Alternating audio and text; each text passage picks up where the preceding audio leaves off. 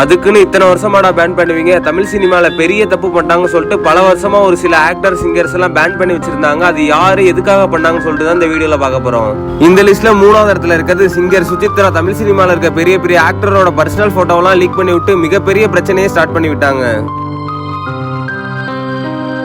இந்த மாதிரி வேலையெல்லாம் பண்ணனால இனிமே அவங்கள பாடவே விடக்கூடாதுன்னு சொல்லிட்டு தமிழ் சினிமால பேன் பண்ணி வச்சிருக்காங்க.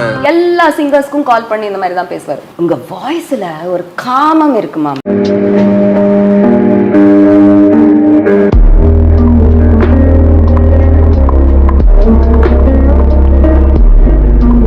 இந்த லிஸ்ட்ல 2வது இடத்துல இருக்கிறது வைரமுத்து பண்ண சில்மிச வேலையெல்லாம் ரொம்ப ஓப்பனாவே மீடியால சொல்லி அப்பவே சின்மயி மாஸ் பண்ணிருக்காங்க.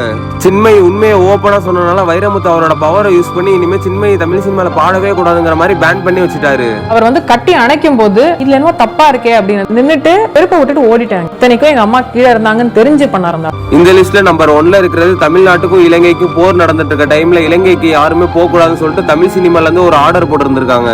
அந்த டைம்ல அசீன் மட்டும் போட்ட ஆர்டரை மீறி ரெடிங்கிற ஒரு ஹிந்தி படத்துக்காக ஷூட்டிங் போயிருக்காங்க. அதனால தமிழ் சினிமால இருந்து அசீனை மொத்தமாவே பேன் பண்ணிட்டாங்க. அதனாலதான் இன்ன வரைக்கும் எந்த படமே தமிழ் சினிமால அவங்க நடிக்கிறது இல்ல.